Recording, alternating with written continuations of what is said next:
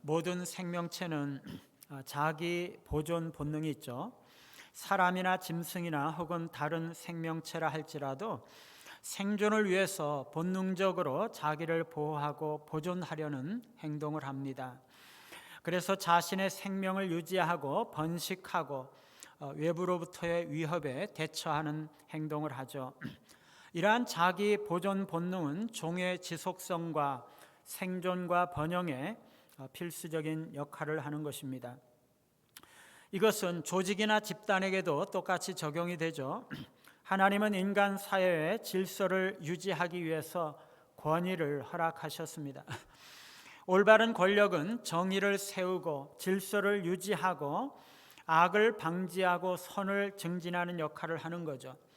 그런데 인간의 죄성 때문에 권력은 종종 자기 이익을 위해서 남용될 때가 있습니다.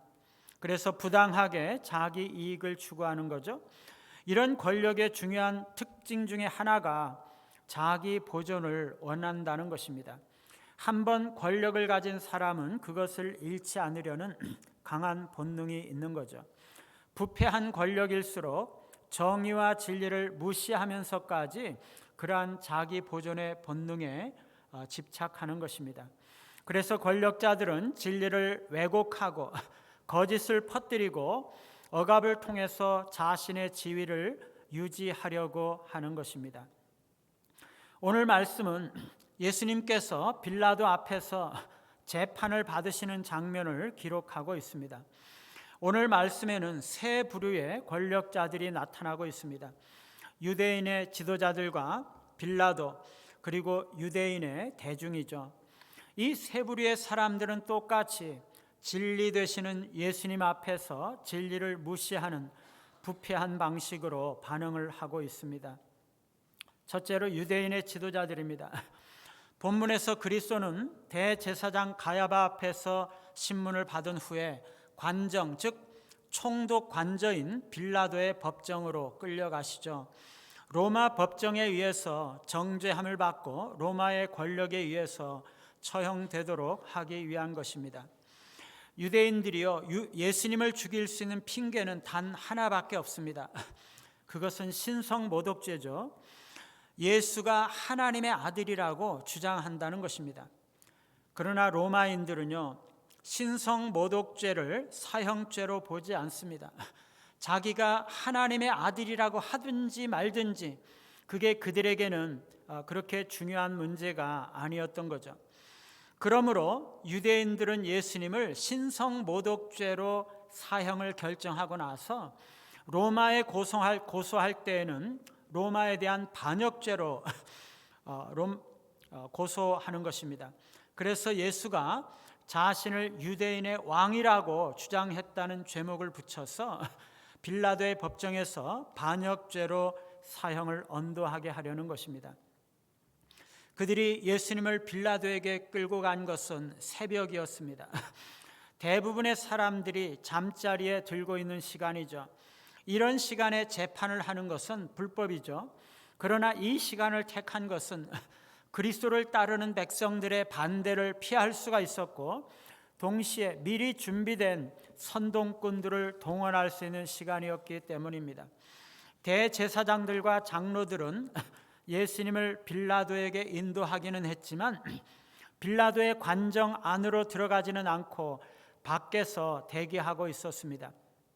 그래서 빌라도가 관저 밖으로 나가서 그들을 맞이하고 그들이 왜 예수님을 고소하는지 관저 밖에서 그들의 고소를 듣는 것입니다.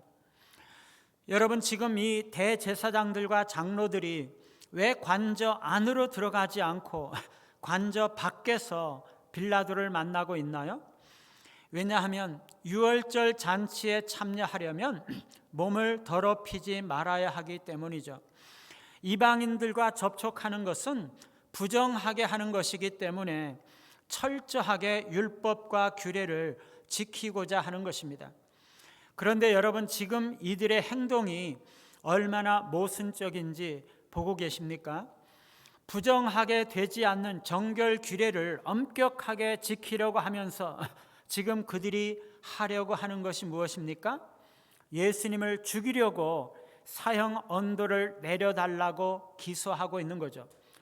그들은요, 예수님이 아무 죄가 없다는 것을 알고 있었어요. 그러나 그들은 예수님이 자신들의 마음에 들지 않았기 때문에 예수님을 죽이기로 결정한 거죠. 그리고 로마 법정에서 반역죄로 정죄받고 로마의 권력에 의해서 처형되도록 고소하고 있는 것입니다. 한 사람이 죽음으로써 많은 사람이 유익을 얻을 수 있었기 때문에 아무 죄도 없는 자를 죽이려고 이미 결론을 내려놓고 재판을 청구하고 있는 거죠. 얼마나 사악합니까? 그런데요, 이 대제사장들과 장로들은 부정하게 된다고 빌라도의 관저 안으로 들어가는 것을 꺼리고 있다는 것이에요. 여러분, 이게 얼마나 모순적인 것입니까? 마음속에는요, 이미 죄 없는 예수님을 죽이려고 작정하고 있으면서, 그래서 구실을 붙여서 사형시키고자 도모하고 있으면서 겉으로는 너무나 사소하고 작은 율법을 철저하게 지킨다고 법석을 떨고 있는 것입니다. 엄청난 위선이죠. 하루살이는 걸러내고 낙타는 삼키는 것과 같은 것입니다. 작은 규례는 지키면서 정작 더 큰 정의와 사랑의 계명은 저버리고 마는 것이죠. 외적으로는 율법과 규정을 잘 지킨다고 자기 의의를 드러내면서도 내면적으로는 너무나 악하고 불의한 그 모순적인 모습을 너무나 선명하게 보여주고 있는 것이죠. 이 유대인의 지도자들은요, 겉으로는 율법을 철저하게 준수하는 것처럼 보였지만 실제로는 자신들의 이익과 정치적인 목적을 위해서 율법을 이용하고 있는 거죠. 사실은 그들이 율법 준수에 그렇게 중요성을 두고 있는 것은 아닙니다. 정말로 율법을 지키고자 했으면 예수님을 사랑해야 됐고 존중해야 했고 하나님의 아들로 그를 인정해야 했던 거죠. 그런데 그들은 예수님을 인정하고 받아들인다면 그들의 종교적인 권력과 질서가 위협받기 때문에 그럴 수가 없는 것이죠. 그들의 행위는 하나님을 예배한다고 하면서도 실제로는 자기의 의와 종교적인 형식만을 고집하는 외식, 곧 위선을 행하고 있는 것입니다. 오늘날도 이렇게 겉과 속이 다르고 신앙을 고백하는 것과 실제 삶에서 행동하는 것이 다를 때가 있는 거죠. 교회에서는 경건하지만 직장이나 가정이나 사회에서는 불의한 행동을 한다면 그것은 위선이죠. 다른 사람들의 죄는 엄격하게 판단하지만 자신의 죄는 사소한 거라고 치부해 버린다면 그것도 위선이라고 할 수 있죠. 하나님의 뜻을 따른다고 하면서도 실제로는 자신의 목적과 이익을 우선할 때 그것도 역시 위선인 거죠. 사람들은 왜 종교적인 위선에 빠질까요? 첫째는 자기 의에 대한 집착이에요. 잘 보이고 싶어 하는 거죠. 유대 지도자들은요, 자신들을 의롭다고 생각했기 때문에 율법을 지키는 행위를 통해서 하나님 앞에서 그 의를 얻으려고 했던 것이에요. 그래서 지나치게 율법 조항에 집착하게 매이고 율법 조항에 집착하는 것입니다. 우리도 남에게 잘 보이려고 생각할 때 자기 의에 빠질 수가 있어요.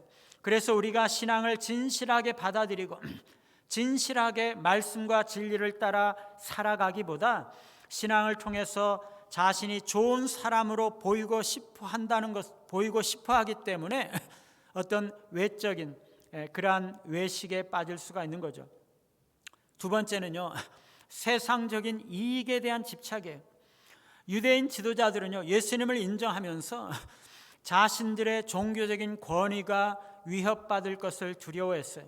그들의 질서 속에서 권력과 체제 유지에 그들은 더 많은 관심을 가졌던 거죠. 바르게 사는 것보다도 그런 관심이 더 컸던 것이에요. 우리가 신앙을 가지는 것은요, 진리를 따라서 살아가는 삶인데 그것은 종종 세상의 가치와 충돌하고 세상 사람들에게 외면을 당할 수도 있다는 것이에요. 그런데 우리가 그것을 피하기 위해서 지나치게 신경을 쓰다 보면은 외적인 신앙에 치중할 수가 있다는 것이에요. 세 번째는요, 형식적인 신앙입니다. 유대인 지도자들은요, 율법의 본질보다는 외적인 형식에 집중해서 참된 하나님과의 관계를 망각했어요.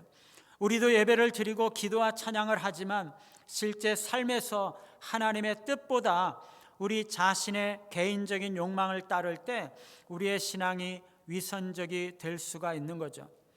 빌라도가 유대인의 지도자들에게 무슨 일로 예수님을 고발하는지 물었을 때 그를 사형에 처하거나 구속할 만한 뚜렷한 증거도 없었고 내세울 만한 이유도 없었어요. 그래서 너무나 모호하게 고발하죠. 이 사람이 행악자가 아니었다면 우리가 당신에게 넘기지 아니하였겠나이다. 반역한 증거가 있는 것이 아니에요. 명백한 잘못이 없으니 그들은 증거를 댈 수가 없었어요. 그래서 재판할 수도 없는 거죠. 빌라도는요, 그들을 유대인들의 법정으로 되돌려 보냅니다. 너희가 그를 데려다가 너희 법대로 재판하라. 그러나 유대인들은요, 이미 예수님을 사형이라고 결정했기 때문에 자신들은 사형을 집행할 권한이 없다고 빌라도에게 재판과 사형을 미루고 있는 것이죠. 그런데 이것은요, 예수님께서 자신의 죽음에 대해서 예언하신 그 예언이 이루어지기 위한 것입니다. 예수님은 이방인에게 자신이 넘겨지고 그들에 의해서 사형당하실 것을 말씀하시고 또 십자가에 들려서 처형당할 것을 말씀하셨던 거죠. 유대인 지도자들이 자신들의 권력과 체제 유지를 위해서 예수님을 죽이고자 했던 것은 자기를 속이는 것이었습니다. 권력을 위해서 진리를 거부했던 거죠. 자신들의 이익과 목적을 위해서 의인을 죽이려고 하면서 그들은 너무나 뻔뻔스럽게 너무나 경건한 척 사소한 율법 규정에 집착하고 있는 것입니다. 자신을 스스로 속이는 너무나 위선적인 행동이었죠. 진리 앞에 서 있는 두 번째 사람은 로마 총독 빌라도입니다. 빌라도는 문 앞에서 대제사장들과 협상한 후에 관정으로 돌아와서 예수님을 자기에게 끌고 오라고 명령합니다. 기소자들은 예수가 자칭 왕이라고 로마 황제에 대한 반역자로 몰아서 빌라도에게 넘기는 거죠. 빌라도는 예수님에게 묻습니다. 내가 유대인의 왕이냐? 예수가 실제로 로마에 대한 정치적인 반역자인지 그것을 확인하려는 질문이죠. 빌라도는 왕이라는 개념을 마치 로마의 황제처럼 군사적이고 정치적인 권력을 가진 존재로 이해하고 있는 거죠. 내가 유대인들의 정치적인 지도자냐? 그래서 너가 로마에 반역했다는 것이냐? 그런 뜻이죠. 예수님은 바로 대답하지 않으시고 오히려 빌라도에게 되묻습니다. 이는 내가 스스로 하는 말이냐? 다른 사람들이 나에 대하여 너에게 한 말이냐? 빌라도의 개인적인 신념을 확인하려는 것입니다. 시험하려는 거죠. 빌라도가 직접 예수님의 왕되심에 대해서 관심을 가지고 있는 것인지 아니면 단순히 유대 지도자들의 고소를 반복하고 있는 것인지 확인하려는 거죠. 유대 지도자들의 말을 반복하는 것이었더라면 그들이 어떤 확실한 증거 위에 그런 말을 했던 것인지 분명하게 해달라는 거죠. 빌라도가 대답합니다. 내가 유대인이냐? 내 나라 사람과 대제사장들이 너를 내게 넘겼으니 내가 무엇을 하였느냐? 내가 유대인이냐? 자기는 유대인이 아니고 유대인들의 내부적인 종교 문제에 관심이 없고 예수님과는 개인적으로 상관이 없다는 거죠. 나는 유대인들 내부의 사정은 잘 모른다. 단지 유대인들 지도자들이 너를 반역자라고 잡아왔으니 신문할 뿐이다. 그런 의미입니다. 빌라도는 예수님의 왕권이 로마의 위협이 될 것이라고 생각하지 않았고 이 재판이 본질적으로 정치적인 재판이 아니라 유대인들의 종교적인 시기로 인해서 일어난 일이라는 것을 이미 알고 있었습니다. 예수님께서는 비록 빌라도가 의도한 바와는 본질상 차이가 있었지만 자신이 왕이심을 인정하면서 어떤 의미에서 왕인지를 설명하시죠. 내 나라는 이 세상에 속한 것이 아니니라. 자신은 왕이지만 로마의 정권에 위험을 끼친다는 뜻에서의 그러한 세속적인 왕이 아니라는 것을 말씀합니다. 예수님의 나라는 이 세상에 근거를 둔 나라가 아니고 예수님의 왕됨은 세속적인 군대와 세속적인 권력을 통해서 유지되는 그런 왕권이 아니라는 것입니다. 만일 내 나라가 이 세상에 속한 것들이었더라면 천사들이 싸워서 나로 유대인들에게 넘겨지지 않게 했을 것이다. 이제 내 나라는 여기에 속한 것이 아니다. 예수님의 나라는 이 땅에 속한 것이 아닙니다. 예수님은 하나님 나라의 왕이시죠. 정치적인 군사적인 권력을 가진 세속적인 왕이 아니라 하나님의 나라를 다스리시는 왕이세요. 빌라도는 예수님의 왕됨의 성격을 혼돈해서 묻습니다. 그러면 내가 왕이 아니냐? 예수님이 대답하죠. 내 말과 같이 내가 왕이니라. 내가 이를 위하여 태어났으며 이를 위하여 세상에 왔나니 곧 진리에 대하여 증언하려 함이로다. 무릇 진리에 속한 자는 내 음성을 듣느니라. 이것은 그리스도의 왕국의 영적인 본질을 보여주는 거죠. 그가 어떻게 왕이십니까? 그것은 진리를 통해서죠. 주님은요, 무력이나 외적인 강제력이 아닌 진리를 통해서 다스리세요. 주님은 진리로 이 세상에 하나님의 통치를 회복하시기 위해서 오셨습니다. 하나님의 말씀으로 세상을 통치하시는 거죠. 진리에 속하고 주님을 따르는 자는 그리스도의 음성을 듣는 것이에요. 그리고 그리스도의 말씀대로 순종하는 거죠. 사랑하는 여러분, 어떻게 하면 진리로 통치가 이루어집니까? 이 세상에 진심으로 하나님의 말씀대로 사는 자들이 있을 때 그게 이루어지는 거죠. 우리가 하나님의 말씀대로 순종하고 진리에 순종할 때 하나님의 말씀의 통치, 진리를 통한 그리스도의 통치가 이루어지는 것입니다. 그때 그리스도께서 진리의 능력에 의해서 사람들의 마음과 삶을 통치하시는 거죠. 사실상 그리스도께서 내가 곧 진리다라고 하는 말은요, 내가 곧 왕이다라는 말이에요. 우리가 진리에 순종하고 그리스도의 말씀대로 살 때 우리는 그리스도께서 왕이심을 인정하는 것입니다. 그리스도의 나라는 진리가 다스리는 나라예요. 그의 나라의 신하들과 백성들은 진리에 속한 자들이죠. 그들은 거짓의 아비에게서부터 구출받고 진리를 받아들이고 진리의 권세와 영향 아래서 복종하며 살아가는 자들이죠. 우리가 모든 삶의 영역 속에서 주님의 말씀에 순종할 때 우리의 삶 속에 하나님의 나라가 이루어지는 것입니다.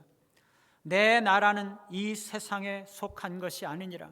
이 세상에 속하지 않습니다. 그러면 여러분, 하나님의 나라와 이 세상 나라는 아무런 상관이 없습니까?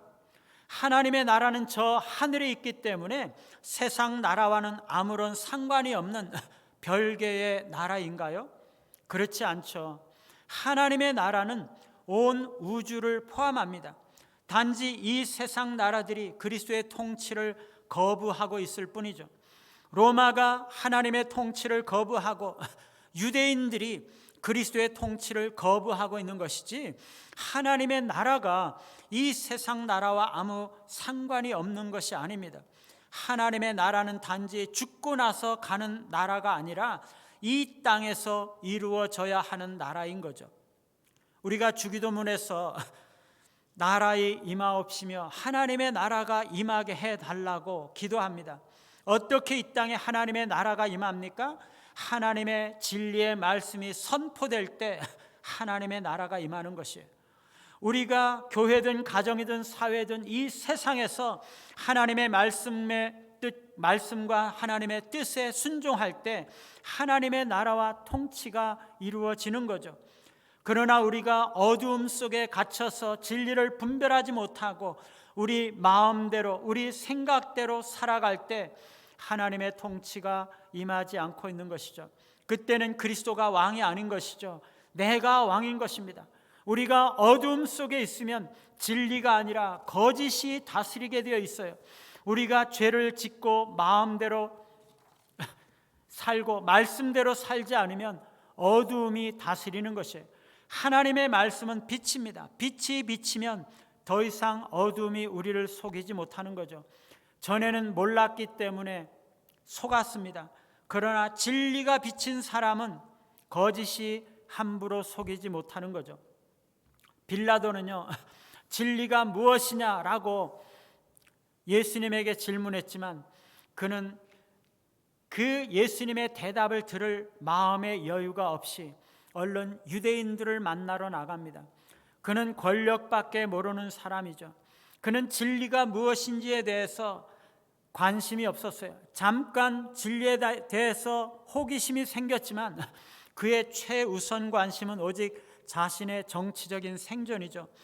유대에서 반란이 일어나지 않고 말썽을 안 부리고 안정된 통치를 하는 것입니다.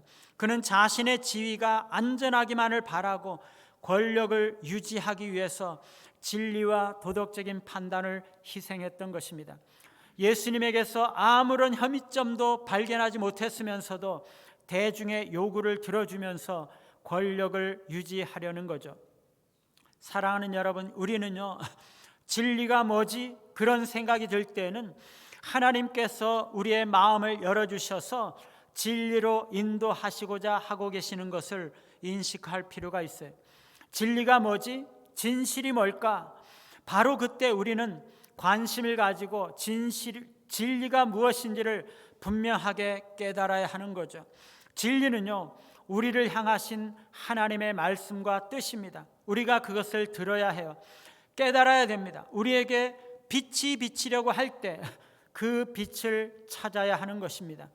그런데 빌라도는요, 세상 것들에 너무나 마음이 빼앗겨 있어서 다시 어둠 속으로 되돌아가 버리고 마는 것이죠. 빌라도는요, 처음에는 예수님을 변호하려고 했지만 진리를 끝까지 지키지 않고 타협함으로써 결국 예수님을 십자가에 넘겼습니다. 진리를 회피하면 결국에 악에 가담하게 된다는 것을 보여주고 있는 것이죠. 진리는 정치적인 계산이나 이익보다 훨씬 더 중요합니다. 빌라도는 정치적인 생존을 위해서 예수님을 희생시켰지만 결국 진리에 의해서 버림받은 자가 되는 것입니다. 진리는 당장에는 손해처럼 보일 수 있지만 그것은 생명입니다. 빌라도는 생명을 얻을 기회를 놓쳐버린 것이죠. 세 번째는요, 유대인 대중입니다. 빌라도는 유대인들에게 나아가서 나는 예수님에게서 아무 죄도 찾지 못했다라고 분명하게 선언합니다. 예수님의 의로우심과 명예를 입증해 주는 거죠. 이것은요, 예수님의 죽음의 본래의 목적이 어디 있는지를 말해 주는 것입니다. 예수님은 자신의 죄 때문에 죽는 것이 아닙니다. 우리의 죄를 위한 희생 제물이 되는 것이죠. 빌라도는 유월절에 죄수 한 사람을 놓아주는 관례를 따라 예수님을 놓아줄지 묻습니다. 이것은 유대인 지도자들에게 물은 것이 아니라 군중들에게 물은 것입니다. 왜냐하면 대제사장들은요, 시기로 예수님을 죽이려고 하고 있음을 알고 있었고 또 얼마 전만 하더라도 백성들은 호산나 외치면서 예수님을 환영했던 것을 이 빌라도가 알고 있었기 때문에 백성들은 예수님의 석방을 요구할 것이라고 생각했던 거죠. 그런데 전혀 뜻밖의 무리는 하나같이 소리질러서 외칩니다. 이 사람이 아니라 바라바를 놓아달라는 거죠. 죄인을 석방하라는 것입니다. 여러분, 이것은요, 단순한 실수도 아니고 충동적인 감정도 아니고 인간 본성의 깊은 타락을 보여주는 것입니다. 군중들은요, 죄 없는 자를 배척하고 죄인을 선택했습니다. 그게 부패한 인간의 본성이죠. 예수님은 아무런 죄가 없는 완전한 의인이셨고, 바라바는 흉악한 살인과 강도짓을 했던 죄인이었지만 군중은 바라바를 선택했습니다. 죄 없는 의인이 정죄되고 죄인이 석방되는 역설적인 일이 발생한 거죠. 바라바가 얼마나 큰 죄를 지었는지, 얼마나 흉악한 죄인인지에 대해서는 관심이 없었어요. 예수님이 얼마나 의로운 자인지에 대해서는 관심이 없었어요. 지도자들의 선동과 조작에 넘어간 군중들은 오로지 예수님을 죽여야 한다는 생각에 사로잡혀 불의를 선택한 것입니다. 우리는요, 다수의 선택이 항상 옳은 것은 아니라는 것을 기억해야 합니다. 성경과 역사는요, 인간 본성이 집단적인 광기에 쉽게 휩쓸린다는 것을 자주 보여주고 있어요. 출애굽기 32장에 보면은요, 모세가 시내산에 올라갔다가 내려옴이 더딤을 보고 백성들이 우리를 인도할 신을 만들라 말했을 때 그 수많은 백성들이 모두 하나 되어서 다 똑같은 마음으로 그렇게 말했던 거죠. 이것이 지금 우상 숭배인지 뭔지 분별할 능력도 의지도 없는 것입니다. 엘리야가 갈멜산 꼭대기에 제단을 쌓아놓고 백성들에게 여호와가 만일 하나님이면 그를 따르고 바알이 만일 하나님이면 그를 따르라 말했을 때에도 백성들은 여호와 하나님과 바알을 섬기는 것이 어떻게 다른지 구별할 능력도 없었고 의지도 없었어요. 역사적으로 대중은요, 선한 사람을 배척하고 악한 사람을 추종하는 경우가 많습니다. 소크라테스의 죽음도 그렇죠. 소크라테스는 철학적인 탐구를 통해서 진리를 추구했던 인물입니다. 그런데 그가 기존의 도덕적인, 종교적인, 정치적인 관습을 비판하면서 진리로 사회에 영향을 미치고자 했을 때 기득권층은 크게 위협을 느꼈습니다. 그래서 그들은 소크라테스가 신들을 무시하고 젊은이들을 타락시키고 질서를 어지럽히는 자로 간주했습니다. 그래서 그들은 대중을 선동해서 그를 위험한 인물로 몰아서 재판을 하고서는 독배를 마시게 했던 것입니다. 결국 진리를 행하던 자가 사회의 적으로 취급되었고, 반대로 기득권층과 정치인들의 거짓이 대중들에게 진리로 받아들여졌던 거죠. 다수의 의견이 항상 옳은 것은 아닙니다. 중세 시대의 마녀 사냥은요, 공포와 집단 심리가 희생양을 만드는 너무나 비극적인 사례죠. 수만 명의 무고한 사람들이 마녀로 몰려서 고문을 당하고 화형을 당했습니다. 전염병이나 기근이나 사회 불안, 이런 위기가 닥칠 때 사람들은 그 책임을 누구에겐가 전가하려는 심리가 있는 거죠. 당시의 교회와 지도층은 마녀를 희생양으로 삼아서 대중의 공포를 다른 방향으로 돌릴 전략을 사용했던 거죠. 그래서 무고한 사람들이 공포를 잠재우기 위한 제물이 되어서 희생되는 것입니다. 대중은요, 한두 사람의 비난이 나오면 이를 검증하지 않고 확대시킵니다. 집단적인 광기죠. 마녀라고 지목된 사람은 정상적인 변호도 받지 못하고 결국 처형당합니다. 아무 생각 없이 다수를 따라가면 거짓된 비난도 쉽게 진실로 바뀔 수가 있는 것입니다. 당시 마녀 사냥을 주도한 교회와 지도층은 겉으로는 신앙을 내세웠지만 실제로는 공포를 조성해서 자신들의 권력을 유지하려 했던 거죠. 그러면서도 그들은 마녀를 죽임으로써 자신들만은 의롭다는 착각 속에 빠졌던 것입니다. 이런 집단적 광기는요, 우리 안에 너무나 부패하고 불의한 본성이 있음을 말해주는 것입니다. 예수님은요, 사람들이 자기 행위가 악함으로 빛보다 어둠을 더 사랑하는 것이다 라고 말씀하셨어요. 타락한 본성은 죄를 더 사랑하는 거죠. 그래서 유대인들은 빌라도가 예수님을 석방하려고 했을 때 오히려 그를 죽이고 바라바를 놓아달라 외치고 있는 것입니다. 그러나 예수님 대신에 바라바가 석방되고 바라바 이 죄인 대신에 예수님이 십자가에 달리시는 장면은 대속의 구원을 모형적으로 나타내는 것이라고 볼 수 있습니다. 모든 죄인의 자리를 예수님께서 대신하셔서 죽으심으로써 죄인이 자유를 얻게 된다는 복음의 진리가 암시되어 있는 거죠. 그러나 무엇보다도 이 본문이 강조하고 있는 것은요, 죄에 빠진 인간은 스스로 진리를 거부하고 생명 대신에 죽음을 선택할 만큼 부패해 있다는 사실입니다.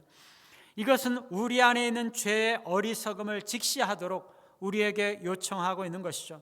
우리는 죄인을 선택하지 아니하고 그리스도를 선택해야 하는 것입니다. 대제사장들과 장로들은 자신의 권력을 유지하기 위해서 진리를 버리고 진리를 희생했습니다. 예수님을 죽이려고 작정하면서도 겉으로는 율법을 철저히 지키는 척 위선을 행했습니다. 빌라도는 자신의 정치적인 계산 때문에 자기 앞에 있는 진리를 알아보지 못하고 진리에 대한 관심을 무시함으로써 영생의 길을 포기했습니다. 유대인 군중은 부패한 본성적인 광기에 의해서 진리를 거부하고 생명 대신 죽음을 선택했습니다. 그러나 진리가 생명인 거죠. 진리가 왕인 거죠. 그리스도는 진리의 왕이십니다. 진리로 통치하시는 하나님 나라의 왕이시죠. 우리가 진리와 그리스도의 말씀대로 순종할 때 우리는 그리스도를 왕으로 인정하고 그분의 통치를 받아들이는 것입니다. 사람들은 누구나 진리 앞에 서 있습니다. 진리가 우리를 부르고 있습니다. 하나님의 말씀이 우리를 부르고 있죠. 우리가 말씀을 들을 때 우리는 어둠에서 벗어날 수가 있습니다. 그 말씀을 순종할 때 우리는 진리와 생명 가운데 거하는 것입니다. 그 말씀에 순종하여 말씀을 따라 사심으로 그리스도의 왕 되심을 인정하고 드러내시는 우리 모두가 되시기를 간절히 바랍니다.